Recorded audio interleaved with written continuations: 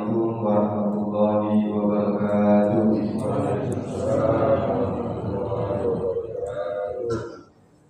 Alhamdulillahirabbil alamin.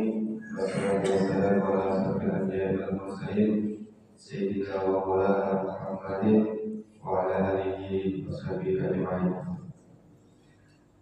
Yang terhormat Ketua Masjid Fisabilillah beserta seluruh pengurus masjid, yang kami hormati para habaib, para ulama, para ustaz, ustazah, tokoh masyarakat, tokoh agama, tokoh adat, pemerintah setempat, hadir juga bersama kita ketua paguyuban, terkhusus pada yang terhormat Habib Isa, alhamdulillah hadir bersama kita setelah lama para kajian juga di Masjid Fisabilillah. Barangkali sekarang sudah ada perubahan dari sisi fisiknya, Habib, kemudian jamaahnya, kemudian Bapak dan Ibu jamaah Masjid Fisabilillah, ya alhamdulillah masih istiqomah mengikuti kajian subuh setiap minggu pagi.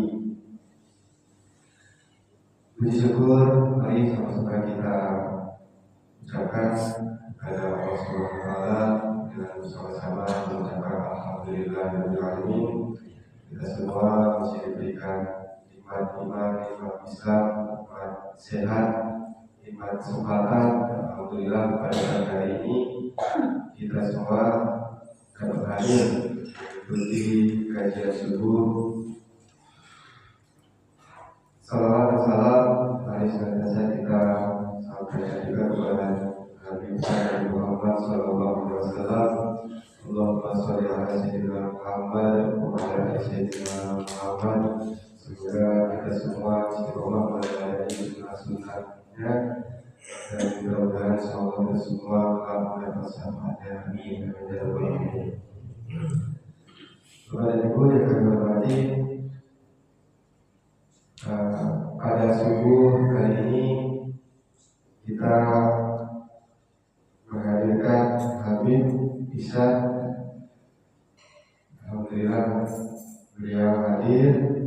Nanti akan bersama-sama kita dengarkan kajian subuh tentang bagaimana keutamaan di bulan Muharram ini. Langsung saja mari sama-sama kita dengarkan nasihat-nasihat beliau, arahan-arahan beliau terkait dengan bulan Muharram. Kepada Habib Isa kami persilakan. Bismillahirrahmanirrahim. Assalamualaikum warahmatullahi ta'ala wabarakatuh. Alhamdulillahirabbil alamin wa bihi nasta'in ala umuri dunya waddin. Wassalatu wassalamu ala asyrofil anbiya'i wal mursalin sayyidina wa maulana Muhammadin wa ala alihi wa sahbihi ajma'in. Subhanaka la ilma lana illa ma 'allamtana innaka antal 'alimul hakim. وتب علينا إنك أنت التواب الرحيم. اغفر لنا وارحمنا وأنت خير الراحمين. وانصرنا على القوم الكافرين. رب اشرح لي صدري ويسر لي أمري واحلل عقدة من لساني يفقهوا قولي واهدي قلبي وسدد لساني بجاه النبي وآله وصحبه. اللهم ارزقنا فهم النبي وحفظ الرسل وإلهام الملائكة المقربين يا رب العالمين ويا أرحم الراحمين. أما بعد، Alhamdulillah Rabbil Alamin. Alhamdulillah alladzi ahyana ba'dama amatana wa ilayhi nusyur. Segala syukur kita kepada Allah Subhanahu wa Ta'ala atas segala limpahan karunia nikmat dari Allah, terutama nikmat iman Islam, nikmat taufik hidayah, nikmat sehat afiat, nikmat kita masih diizinkan oleh Allah Subhanahu wa Ta'ala, dibangkitkan oleh Allah Subhanahu wa Ta'ala, dihidupkan oleh Allah Subhanahu wa Ta'ala untuk menjalankan kewajiban kita kepada Allah secara berjamaah. Mudah-mudahan kita semua selalu mendapatkan taufik hidayah dari Allah, mendapatkan kesehatan, keafiatan, mendapatkan umur panjang, dan mendapatkan keridhaan dari Allah Subhanahu wa Ta'ala, dari penghuni akhir umur kita itu dalam keadaan husnul khatimah. Amin. Salawat beriringan dengan salam tak lupa kita hadiahkan kepada Nabi kita, Rasulullah dan kita, barukan kita Nabi besar Muhammad Sallallahu Alaihi Wasallam. Allahumma salli ala Sayyidina Muhammad wa ala ali Sayyidina Muhammad. Mudah-mudahan berkat salawat dan salam yang terus kita hadiahkan kepada beliau, insyaallah kita semua kelak di hari kiamat, di padang mahsyar, di sirat, di mizan, mendapatkan bantuan, pertolongan, syafaat daripada Nabi kita Muhammad Sallallahu Alaihi Wasallam. Bapak Ibu hadirin hadirat jemaah subuh Masjid Fisabilillah yang dimuliakan dan dirahmati Allah, alhamdulillah. Alhamdulillah Rabbil Alamin, pada subuh hari ini kita sama-sama berkumpul di tempat yang baik, di bulan yang baik, di waktu yang baik. Maka mudah-mudahan kita minta kepada Allah berkat kebaikan-kebaikan yang kita lakukan, insyaallah 1 tahun ke depan kita mendapatkan kebaikan-kebaikan dari Allah, dijauhkan daripada keburukan-keburukan, selalu mendapatkan keridhaan dari Allah Subhanahu wa Ta'ala, dipermudah untuk melakukan ketaatan kepada Allah, dan insyaallah rezeki kita diluaskan oleh Allah, hajat kita dikabulkan oleh Allah Subhanahu wa Ta'ala. Amin ya rabbal alamin. Karena di awal tahun ini Bapak Ibu yang dimuliakan oleh Allah, kita dianjurkan untuk memperbanyak niat-niat yang baru, niat-niat yang baik. Kita perbaik sangka kepada Allah Subhanahu wa Ta'ala agar tahun yang baru ini, tahun baru Hijriah 1447, agar Allah Subhanahu wa Ta'ala memberikan seluruh macam jenis kebaikan kepada kita semua, dijauhkan daripada seluruh macam jenis keburukan. Itu merupakan anjuran dan kesunahan yang diajarkan oleh para ulama kita. Jadi Bapak Ibu yang dimuliakan Allah, alhamdulillah sudah lama kita tidak masuk masjid ini. Terakhir mungkin ketika ada jenazah almarhum Bapak Arif, sudah kita sholat di sini. Memang betul kalau Ustaz Fitri sudah banyak perubahan daripada fisik dan perubahan daripada isi di mana. Jadi mungkin di mana lawas ini mungkin beberapa orang yang memang kita kenal, sisanya di mana baru mungkin. Jadi banyak wajah-wajah baru di sini, karpetnya juga baru, kasirnya juga baru. Kalau berapa sakit terakhir? 2022. Sebelum ini. 2010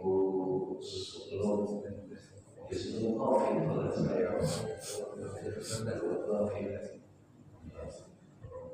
itu nih masih menyanyi dulu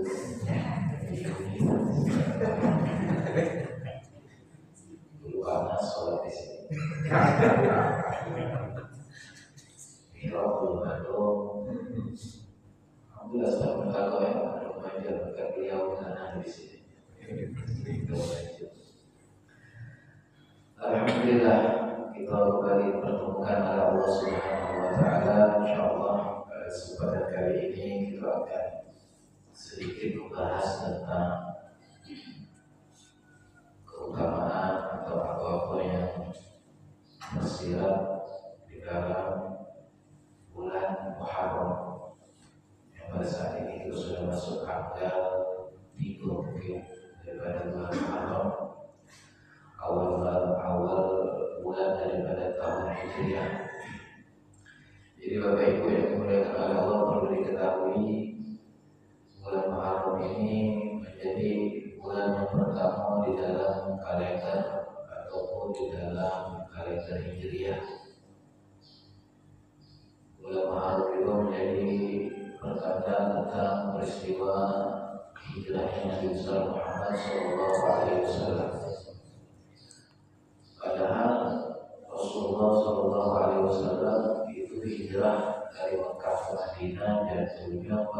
bulan Rabiul Awal, 2 bulan sebelumnya. Jadi kalau kita urutkan ya Muharram, Muharram, Safar, Rabiul Awal, Rabiul Tsani, Jumadil Awal, Jumadil Tsani, Rajab, Sya'ban, Ramadan, Syawal, Dzulqa'dah, Dzulhijjah, Muharram.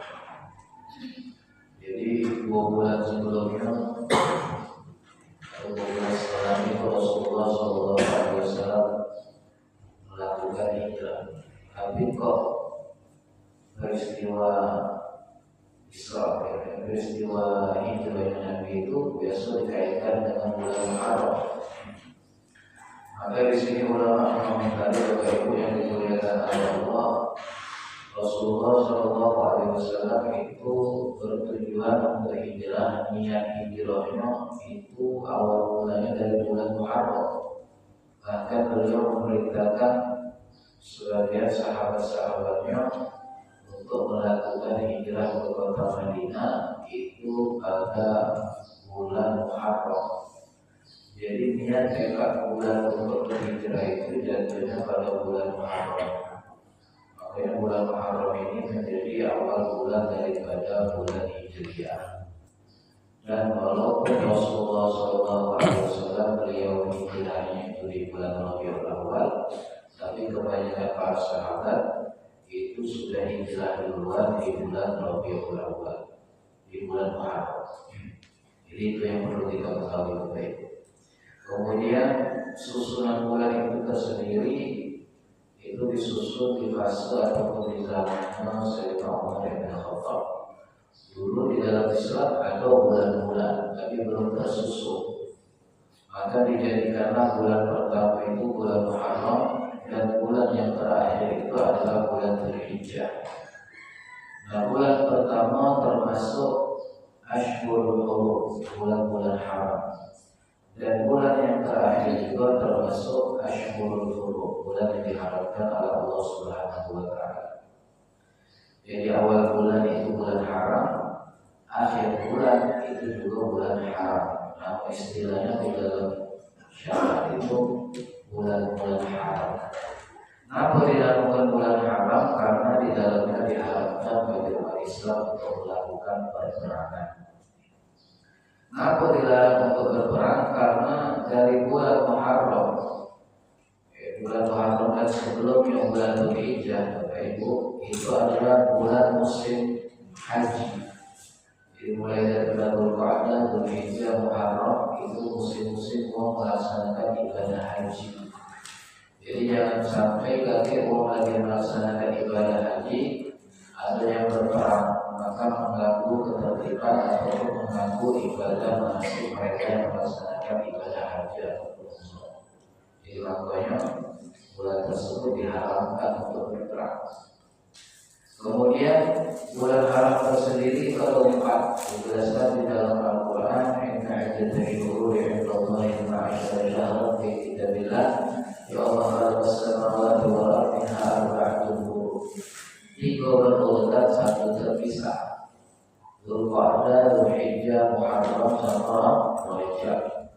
Nah, Rajab juga menjadi bulan haram, dilarang berperang karena itu musim buang melaksanakan ibadah umrah. Jadi dari Rajab, Sya'ban, Ramadan itu banyak orang melaksanakan umrah. Makanya diharapkan juga jadi bulan haram agar orang melaksanakan umrah itu aman, tidak terganggu dengan peperangan-peperangan. Karena kalau perang di daerah Timur Tengah itu Bapak Ibu bukan hanya di tengah-tengah kota, tapi juga di perbatasan-perbatasan. Kalau nak berangkat dari luar kota Mekah itu melewati perbatasan. Kalau ada peperangan maka mereka tidak bisa melaksanakan ibadah umrah ataupun haji. Jadi intinya 4 bulan ini diharapkan tidak lain dan tidak bukan tujuannya untuk melaksanakan ibadah umrah sama haji. Begitu juga di bulan Rajab termasuk bulan haram karena di Rajab itu banyak orang melaksanakan ibadah umrah. Khususnya di bulan Ramadan paling banyak orang melaksanakan ibadah umrah. Karena umrah di Ramadan pahalanya Bapak Ibu sekarang kita haji. Mungkin di antara itu sudah ada yang pernah umroh di bulan Ramadan. Bulan Ramadan itu pahalanya luar biasa besar. Seakan-akan kita melaksanakan ibadah haji, pahalanya baik. Bukan berarti ya Allah manusia aku kembali jadi Pak Haji, bukan. Itu pahalanya baik sekarang seimbang atau disamakan dengan orang yang ibadah haji. Seperti kita yang dulu habis subuh ini kan sholat berjamaah, kemudian kita berzikir, berdoa, duduk di majelis taklim, pengajian sampai menjelang waktu isya, kemudian sholat 2 rakaat.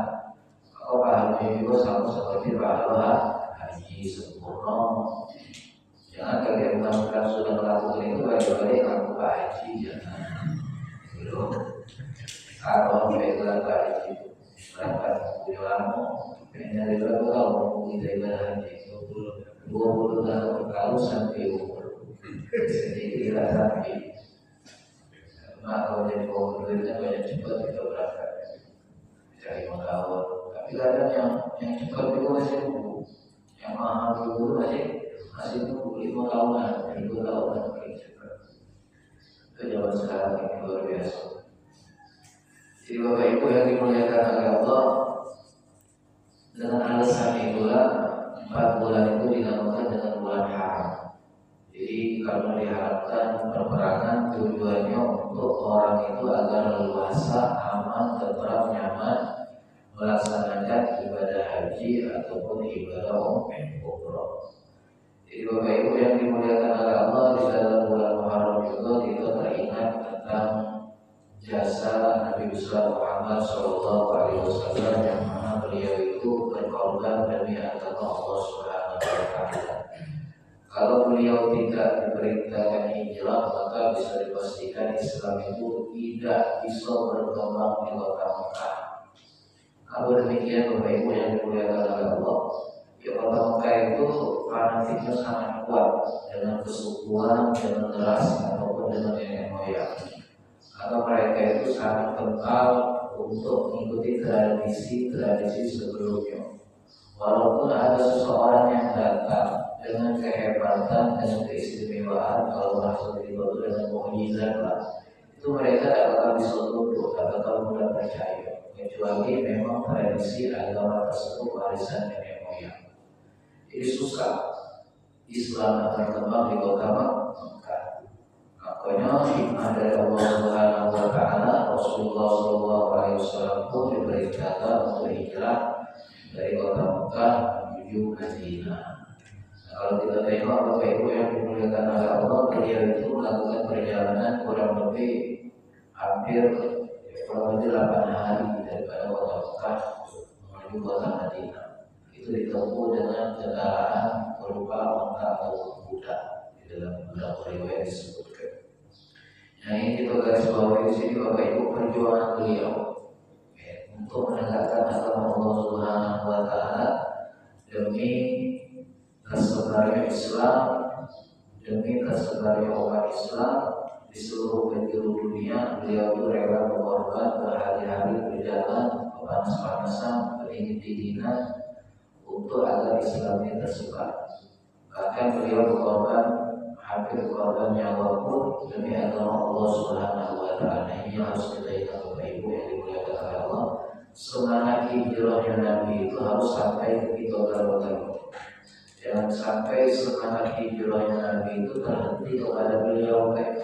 Bagaimana beliau semangat luar biasa untuk hijrah kepada sesuatu yang lebih baik, maka kita juga sebagai umat beliau harus memiliki semangat yang luar biasa seperti semangatnya Nabi Muhammad SAW. Tahun ini diperlihatkan untuk menjadi kaum yang lebih baik daripada kaum yang kemarin. Jangan sampai yang kemarin gawe-gawe kita yang kemarin masih yang kurang bagus, ada yang bergaul maksiat kepada Allah Subhanahu wa Ta'ala, ataupun yang juga tidak memenuhi hak-hak Allah. Itu kalau baca yang kemarin kita tinggalkan. Semangat hijrahnya Nabi harus sampai ke kita ini umat Nabi Muhammad SAW. Kalau kita tengok Bapak Ibu luar biasa beliau semangatnya. luar biasa. Walaupun dihadapi dengan rintangan, gangguan, ancaman, macam-macam pokoknya.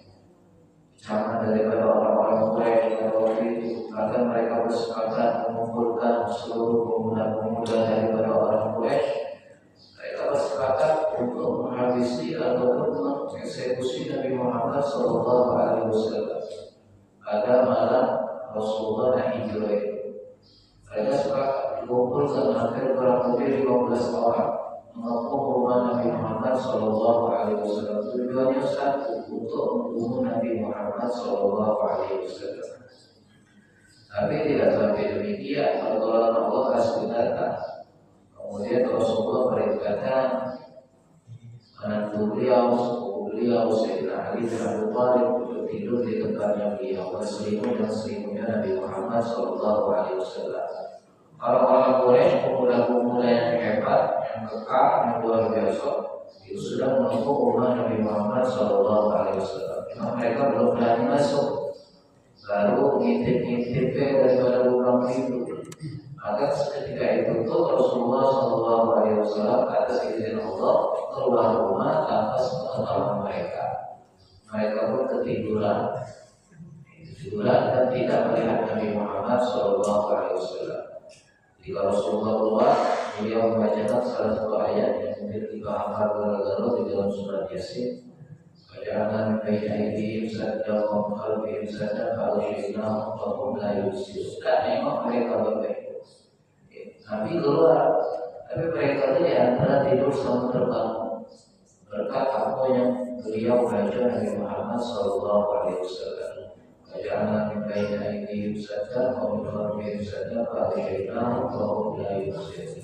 Dijadikan penutup pandangan mata mereka dan mereka tidak bisa nengok. Nah, ini kalau guru-guru itu amalan untuk kalau tidak ditilang.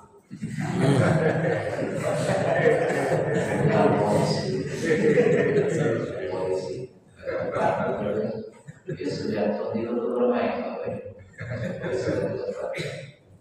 Tikalnya tak jarang, kalau memang yang ramai tilang-tilang. Itu baca itu, jangan ramai. Kalau mulai disuruh pasal 40 sekian ke itu jadi tilang ya Bapak Ibu, tapi dia ada ke kantor. Dia ada ke kantor polisi. Kantor polisi itu yang tidak ada kantor. Jadi Bapak Ibu yang dimuliakan oleh Allah, singkat cerita Rasulullah sudah janjian sama Abu Bakar Siddiq bertemu di tempat di mungkin daripada dua tahun itu bersama salah seorang yang bernama Abdullah bin Uraiqin menuntut jalan atau petunjuk jalan. Jadi Abu Bakar menyewa 2 ekor kendaraan, dia mengangkat atau kuda di situ, dan beliau menginap di gua selama 3 hari 3 malam. 3 hari 3 malam itu Nabi nginap di gua, Bapak Ibu. Itu sesusah-susah yang itu tidak pernah tidur dalam gua. Ya, tidak pernah tidur dalam gua. Ada tidur dalam bantal yang kita menutup, misalnya mati lampu menutup, Nabi gelap-gelap Bapak Ibu. Bahkan ada beberapa riwayat atau hewan buas seperti ular dan lain sebagainya. Itu beliau rela mengorbankan Islam, semangat luar biasa untuk menegakkan agama Islam. 3 hari 3 malam di dalam gua. Kemudian keesokan hari orang-orang Quraisy pun tidak tinggal diam ketika melihat Rasulullah kabur. Mereka pun melakukan sayembara, siapa yang pacak membawa Muhammad hidup ataupun mati maka akan dihadiahkan 100 ekor unta. 100 ekor unta itu zaman dulu mahal Bapak Ibu.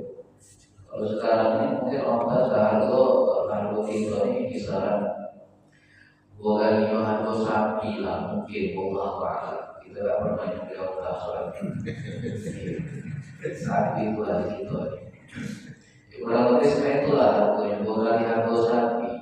Harga unta itu sekarang, tapi kalau dulu mahal unta. Jadi siapa yang bisa tahu tentang Nabi Muhammad, mereka lakukan sayembara, dapat 100 ekor unta. 100 ekor. Akhirnya pencarian seluruh orang-orang Mekah Quraisy Bapak Ibu mencari sana sini keberadaan Nabi Muhammad SAW, mencari dia sampai sudah para anak buah. Sebagian mereka sudah dibawa keluar ketika melihat buah tersebut ada sarang laba-laba, ada burung yang lagi kemana-mana. Ayah mungkin ada uang dalam situ, karena situ ada sarang laba-laba. Tapi ada salah seorang daripada orang Quraisy yang bernama Suraqah bin Malik. Dia lihai di dalam membaca jejak dulu, jejak kaki wong lihai dia baca. Bukan jejak air, bukan jejak kaki wong. Kita baca jejak air wong kan. Kalau ini buku ini ketika kan salah waktu kita ingat terus ada Bapak Ibu itu tidak bagus. Jadi Suraqah itu pintar baca jejak kaki. Dia yakin Nabi Muhammad itu pasti ada di pucuk, itu tunggunya lah 3 hari 3 malam kami minta. Yang lain sudah dari mana? Dia itu tunggunya di bawah situ, pasti ada di pucuk, tidak mungkin di tempat yang lain. Akhirnya betulnya Bapak Ibu yang dimuliakan oleh Allah, Suraqah tadi tunggu 3 hari 3 malam tidak sia-sia. Betulnya Nabi Muhammad keesokan paginya setelah 3 hari keluar bersama Sayyidina Abu Bakar Siddiq. Ketika keluar, Rasulullah melihat dia dari kejauhan langsung. Beliau naik kuda langsung lari menuju tempat ataupun rute yang sudah ditentukan oleh sama Abdullah bin Uraiqah dari kedua jalan yang disewa oleh Abu Bakar Siddiq. Jadi 3 lawan 1. Rasulullah, Sayyidina Abu Bakar sama Abdullah kedua jalan sama dikejar salah seorang Quraisy yang bernama Suraqah dan dikejar-kejaran mereka Bapak Ibu. Ketika Suraqah sudah hampir mendapati Rasulullah SAW, maka tiba-tiba kudonya terjatuh dalam jangkauan kurang lebih 1 meter. Terjatuh kudonya. Kemudian tegak lagi, dikejar lagi Nabi Muhammad SAW dalam jangkauan 1 meter, jatuh lagi kudonya. Ketiga kalinya penasaran, kenapa kudonya jatuh-jatuh terus dikejarnya lagi. Ketiga kalinya Bapak Ibu Subhanallah jatuh lagi kudonya. Kudonya si Suraqah ketika dikejar Nabi Muhammad SAW. Akhirnya Rasulullah menoleh dan berhenti. Si Suraqah ini ngomong sama Rasulullah SAW, wahai Muhammad, aku tahu kau ini punya pelindung. Aku ini tahu keyakinan kau hebat. Sebenarnya kamu punya keyakinan. Tapi Nabi Muhammad itu keyakinannya Allah Subhanahu wa Ta'ala. Aku yakin kau itu punya pelindung, wahai Muhammad. Tapi aku sudah 3 hari 3 malam berada di bawah sini. Kata kau balik-balik tak bawa hasil. Aku ini pengen dapat hadiah daripada orang-orang Quraisy itu 100 ekor unta. Kalau aja jangan sia-sia aku dari kami dengan kosong ini. Katanya ngomong sama Nabi Muhammad SAW. Aku yakin tak baca bisa nyentuh kau, katanya wahai Muhammad. Kau terpelindung dan pelindung kau hebat. Dia waktu itu Bapak Ibu belum Muslim, masih menyembah berhala, tapi yakin dengan kehebatan mukjizat daripada Nabi Muhammad SAW. Tidak mungkin munculnya sehat. Tiba-tiba lah dekat Nabi jatuh, dekat Nabi lagi jatuh 3 kali bukan sekali Bapak Ibu. Jadi dia tahu Nabi itu punya kehebatan. Maka namanya dia ngomong, aku dah galak bagi dengan tangan kosong wahai Muhammad. Galak sio-sio. Kamu lah 3 hari 3 malam menungguinya, tinggal gana, tinggal begini, begadang. Pokoknya cerita lah terus saja. Aku yang miskin, juga digawian, segala macam. Pokoknya aku tahu kau punya baik.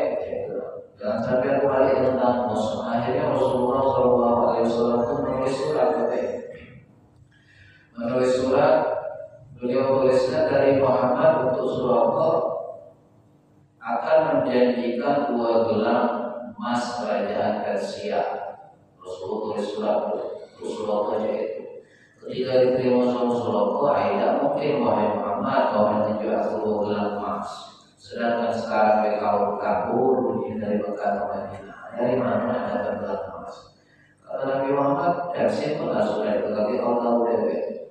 Nah, subhanallah Bapak Ibu yang dimuliakan oleh Allah, itu Suraqah itu hidup panjang umur sampai zamannya Sayyidina Umar bin Khattab.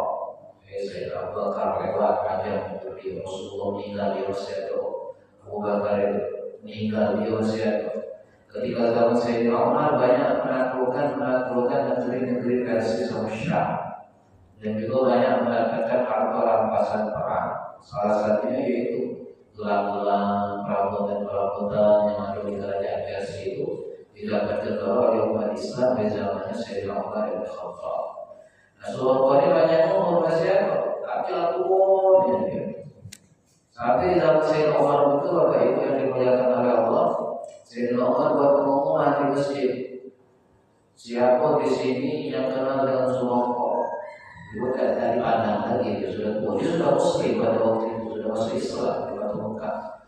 Datanglah Surah ini, akhirnya aku ya Amirul Mukminin dari belakang, dia datangkan lalu bungkuk kalau badannya.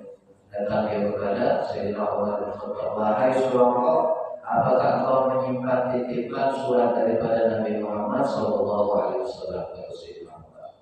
Kalau Surah itu iya, aku kayak buka dulu, akhirnya dibela titipan surat tadi. Terbukti dibaca sama Sayyidina Umar daripada Muhammad bin Abdullah kepada Suraqah menjanjikan 2 gelang emas kerajaan Persia. Kalau Sayyidina Umar, nah ini sudah 2 gelang emas membela. Walaupun jauh jaraknya Bapak Ibu, tapi janji Nabi Muhammad tidak pernah meleset. Tetap dia mendapatkan gelang emas, tapi juga aku lagi pikir gelang gojek yang boleh kan? Dia butuhnya kemarin. Cuma jadilah warisan untuk anak-anak. Ya Rasulullah tetap berkati janjinya walaupun lama, ya masanya lama. Karena Persia itu susah untuk ditaklukkan.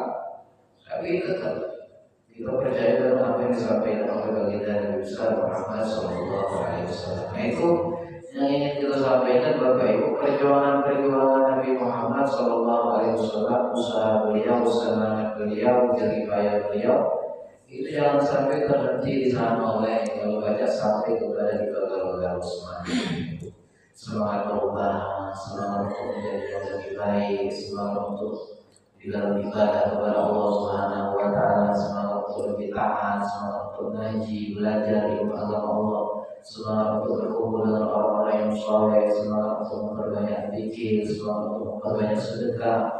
Itu harus kita perbaharui kepada Bapak Ibu dengan semangat awal tahun baru Hijriah ini, agar tidak terhenti cuma semangat tersebut kepada Nabi Muhammad baik kalau baca sampai kepada keluarga kita, ke kerabat kita, ke desa kita, ke kota kita dan seluruh umat Islam.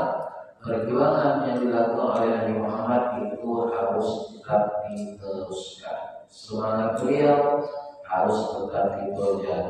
Makanya beliau mengatakan di dalam beberapa hadis, al-muhajir man hajar rasul, orang yang berhijrah itu adalah orang yang meninggalkan keburukan-keburukan.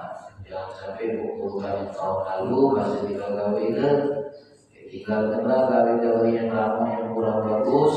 Kita melakukan hal-hal yang bagus yang diridhoi oleh Allah Subhanahu Wa Taala. Jadi Bapak Ibu yang dimuliakan oleh Allah, itu sekilas sejarah kita hijrahnya Nabi Muhammad Sallallahu Alaihi Wasallam yang bertepatan dengan bulan Muharram. Kemudian Bapak Ibu yang dimuliakan oleh Allah, bulan Muharram tersendiri itu bulan yang sangat istimewa, bulan yang sangat mulia, bulan yang sangat agung.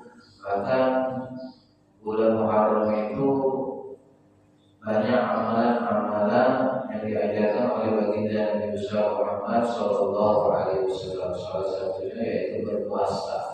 Itu amalan yang paling diunggulkan di bulan Muharram, khususnya di tanggal 10 ini kita bahas tentang hari Asyura.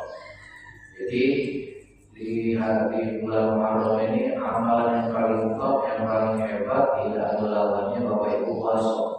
Bahkan beliau mengatakan Rasulullah di dalam hadisnya, Abdul Siyam ba'da Ramadan siyam syahrillahi Muharram. Puasa yang paling bagus, yang paling afdal setelah bulan Ramadan itu puasa di bulan Muharram.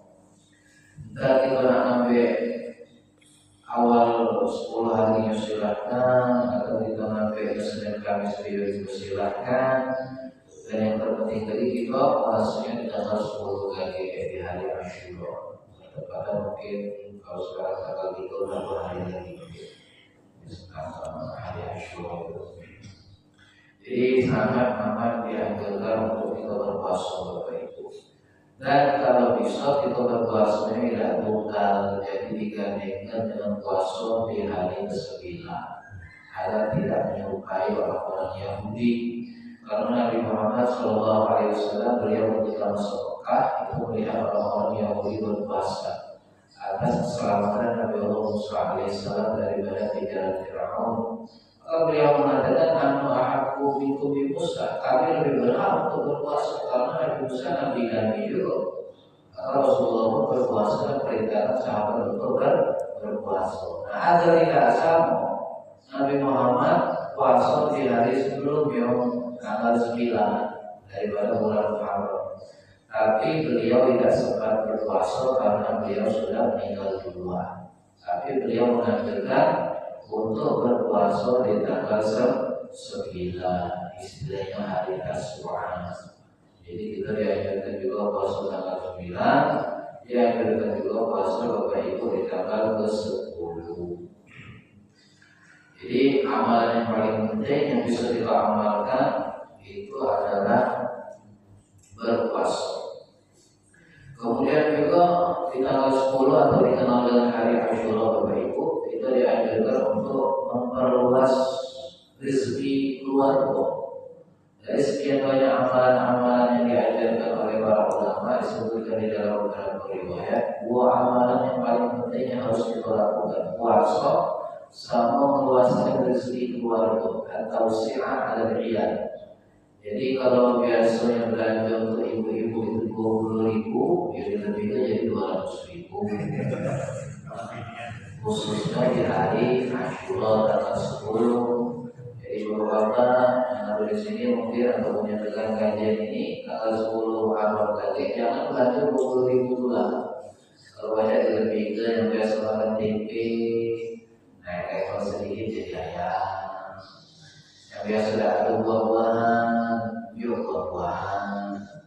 Yang biasa minum biasa, ya sedikit pakai es jeruk. Ya. Luaskan rezeki keluarga di tanggal 10 Muharram. Karena Nabi Muhammad SAW beliau bersabda, "Man awsa'a 'ala iyalihi wa ahlihi yawm Asyura, awsa'a Allahu 'alaihi sa'ira sanati." Barang siapa yang meluaskan rezeki keluarganya di hari Asyura, yang dimuliakan oleh Allah, meluaskan rezeki keluarga sama puasa. Itulah riwayat yang paling benar tentang hari Asyura. Ada pun sebagian mengatakan tentang menyantuni anak yatim dan lain sebagainya, bahkan disebutkan ada sampai 12 amalan yang dilakukan atau 10 amalan yang dilakukan di hari Asyura. Itu kebanyakan di antara lemah ataupun riwayat-riwayat palsu. Tapi yang betul-betulnya itu Bapak Ibu yang dimuliakan oleh Allah adalah berpuasa sama meluaskan rezeki keluarga di hari Asyura. Kemudian ada beberapa amalan tambahan. Ya, amalan tambahan dan juga lumayan terbukti di dalam pengamalannya. Seperti halnya disebutkan di tanggal 10 itu Bapak Ibu yang dimuliakan oleh Allah, kita dianjurkan untuk mandi. Mandi di bukan di kamar mandi, bukan, tapi di mandi di aliran sungai. Itu ada beberapa riwayat yang menyebutkan. Jadi karena di hari Asyura itu Bapak Ibu yang dimuliakan oleh Allah, Allah mengalirkan sumber-sumber zam-zam ke seluruh air yang ada di muka bumi ini, ke seluruh sungai. Ada riwayat menyebutkan demikian. Maka barang siapa yang mandi pada 10 Muharram itu Bapak Ibu di air sungai, maka insya Allah dia terbebas dari berbagai macam penyakit. Ada mengatakan demikian. Nah, itu boleh diamalkan. Itu juga mujarradat sholihin, dilakukan oleh orang-orang soleh dan terbukti karena husnuzan mereka kepada Allah Subhanahu wa Ta'ala. Mandi di hari Asyura boleh silakan, di malam itu boleh silakan. Ada pun yang mungkin seperti wa amma sya'ati min shalah, ada ritual salat khusus di hari Asyura, atau wal-khidmah seperti pakai pacar, daun pacar, bagi tinang, bagi minyak, bagi tihal, bagi apa namanya celah. Wadafil kubur, masak biji-bijian. Ada ritual juga masak biji kacang merah, kacang hijau, kemudian dimakan. Boleh ditarik apa-apa dari kumpul muka. Ada yang banyak mengatakan itu adalah perkara-perkara yang tidak dibenarkan. Bercelak, misalnya pakai celak di hari Asyura itu qalu al-intihar fi bid'atun ibtada'aha qabla Husain. Jadi bercelak di hari Asyura itu merupakan perkara yang bid'ah yang baru yang dilakukan pada pembunuh Sayyidina Husain, cucu Nabi Muhammad SAW. Karena Yazid sama siapa itu yang membunuhnya itu ketika Sayyidina Husain telah dibunuh, Bapak Ibu, mereka dan darahnya itu diusap oleh donatur sebagai bentuk penghinaan atau berkuasa. Jadi itu tidak dianjurkan bercelak di hari Asyura, karena dikatakan makruh kita pakai celak. Kalau celaknya dilakukan haji nanti, pakai celak itu tidak dianjurkan, karena itu termasuk daripada perbuatan yang dilakukan oleh para pembunuh cucu Nabi Muhammad SAW.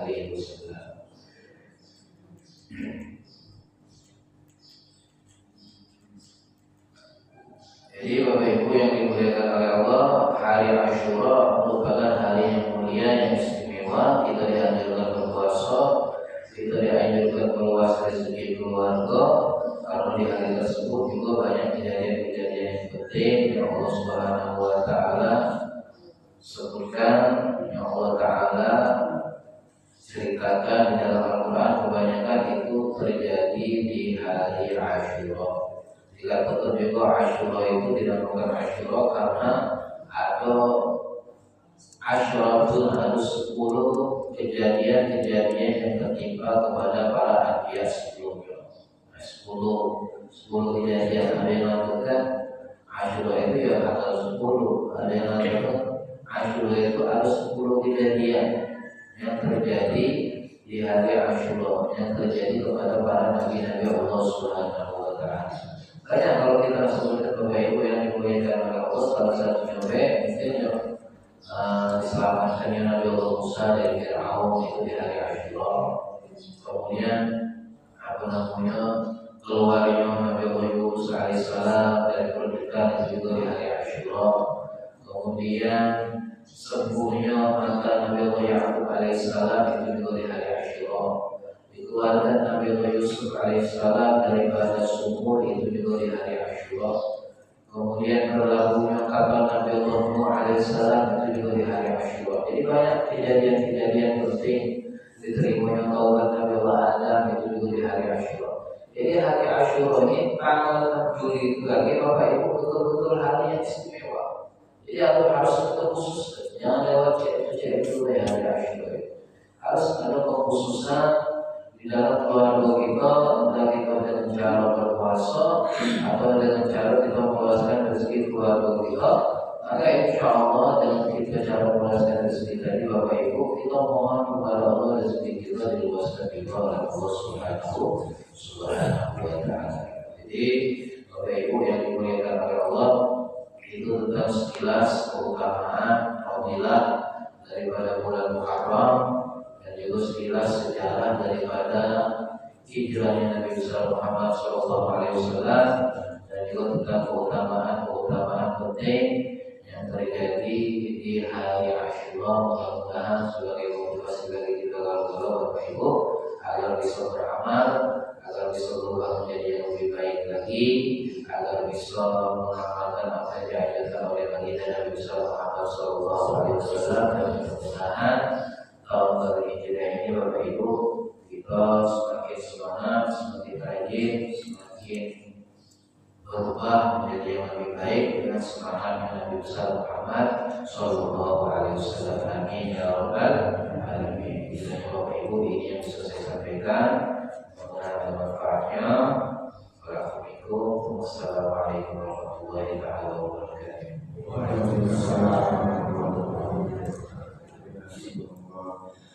Bapak Ibu yang kami hormati, barangkali ada hal-hal yang masih mengajar pikiran, hal-hal yang ingin ditanyakan, dan kami persilakan kepada Ibu.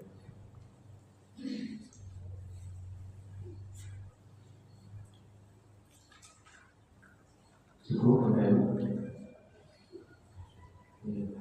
Baik, alhamdulillah luar biasa kajian subuh pada hari ini. Yang pertama yang dapat kita ambil hikmah dari kajian subuh hari ini adalah mari sama-sama kita mencontoh semangat hijrah Nabi Muhammad SAW. Semangat hijrah, semangat melakukan perubahan, semangat memperbaiki diri agar ke depan di tahun baru ini kita menjadi lebih baik dari tahun sebelumnya. Karena keberhasilan, kesuksesan itu adalah kita sendiri yang membentuk, bukan orang lain. Walaupun kita mengikuti kajian, tapi kalau kita sendiri tidak berusaha untuk merubahnya, dia tidak akan berubah. Dan kesuksesan, keberhasilan, dan perubahan yang ada dalam diri kita itu adalah dari kita sendiri yang mengusahakannya. Kemudian banyak sekali amalan-amalan yang bisa kita kerjakan di bulan Muharram ini. Salah satunya diantaranya adalah berpuasa di tanggal 9 dan tanggal 10 Muharram ini. Kemudian juga memperluas rezeki keluarga. Tadi sudah kita lihat bersama itu sekitar tanggal tahun nanti itu adalah amalan yang baik dan kita menjalankannya dan berusaha untuk memperluas rezeki keluarga kita, termasuk juga menggantuni yatim dan juga mandi di sungai. Kasih. Baik, Bapak Ibu yang kami hormati, alhamdulillah setelah selesai kajian pada malam hari ini, mari sama-sama kita tutup dengan doa kafaratul majlis. Subhanallah wa bihamdika, asyhadu an la ilaha illa anta, astaghfiruka wa atubu ilaik. Assalamualaikum warahmatullahi wabarakatuh. Waalaikumsalam warahmatullahi wabarakatuh.